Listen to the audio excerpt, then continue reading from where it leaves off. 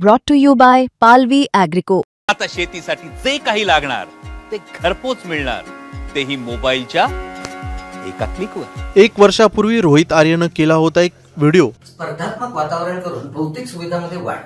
मुख्यमंत्री माझी शाळा सुंदर शाळा एक सुंदर संकल्पना आहे, परंतु अभियानात अनेक गोंधळ झाले आणि काही गोंधळ तर मुद्दामून केल्या गेल्यासारखे वाटले, कारण अधिकाऱ्यांच्या भीतीने कोणी ऑब्जेक्शन्स घेणार नाही याच्यावर फुल कॉन्फिडन्स। त्यानंतर वर्षभरानंतर पवईची घटना आली समोर आणि रोहित आर्यचा हा व्हिडिओ।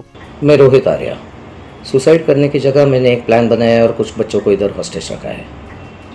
मेरे को ज़्यादा डिमांड्स नहीं है, बहुत सिंपल डिमांड्स है, बहुत मॉरल डिमांड्स है, बहुत एथिकल डिमांड्स है, और मेरे कुछ सवाल है। मुझे कुछ लोगों से बात करनी है, उनको सवाल पूछने, उनके जवाब पर अगर मुझे काउंटर क्वेश्चन है तो मुझे काउंटर क्वेश्चन पूछना है।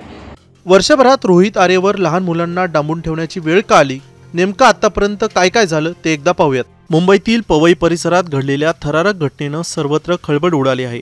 पवईतील आर्य स्टुडिओमध्ये एका व्यक्तीनं तब्बल 17 शाळकरी मुलांना ओलीस ठेवलं होतं। ही सर्व मुलं 15 वर्षाखालील असून 2 पालकांसह त्यांना एका खोलीत बंद करण्यात आलं होतं। माहिती मिळताच पोलीस, अग्निशमन दल आणि NSG कमांडो घटनास्थळी दाखल झाले।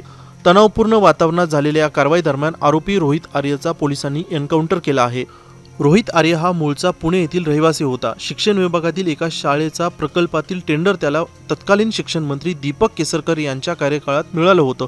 रोहित आर्यजी यांच्या पुढाकाराने लेटेस्ट चेंज ही मोहीम महाराष्ट्रामध्ये राबवण्यात आली आणि लावलेल्या छोट्याशा रोप्याचा आता वृक्ष होत आहे। मुलांच्यामध्ये केवढी ताकद असते याचं उदाहरण हे स्वच्छता मॉनिटर ही स्कीम आहे।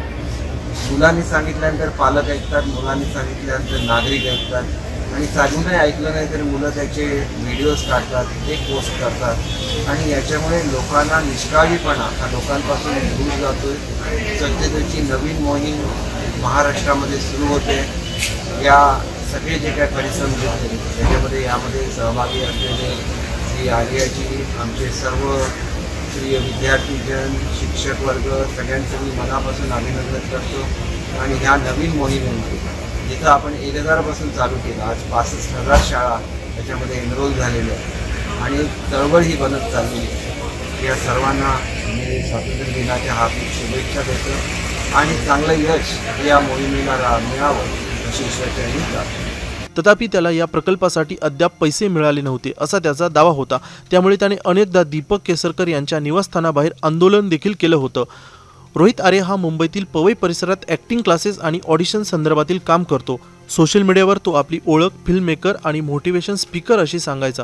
अप्सरा नावाने त्याचं यूट्यूब चॅनल देखील आहे। गेल्या काही दिवसांपासून तो मानसिक तणावात असून आपल्यावर सरकारकडून अन्याय होत असल्याचं त्याचं म्हणणं होतं। रोहित आर्य मागील काही दिवसांपूर्वी उपोषणाला देखील बसला होता। सरकारकडे त्याचे पैसे आहेत, त्याने लोन काढून शिक्षण विभागासाठी एक प्रोजेक्ट देखील केला होता। स्वच्छता मॉनिटर संदर्भातील या प्रोजेक्टसाठी त्याचे पैसे लागले असून सरकारने त्याचे पैसे न दिल्याने कोटी रुपयांचं नुकसान झाल्याचं त्याचं म्हणणं होतं। या प्रकरणी पोलीस अधिक तपास देखील करत आहेत। रोहित आर्यला त्याच्या प्रोजेक्ट संदर्भातील थकबाकी देण्यात आली नव्हती। या संकल्पनेचं श्रेय त्याच्याकडून हिसकावून घेण्यात आलं होतं। त्यावेळी दीपक केसरकर हे शिक्षण मंत्री होते।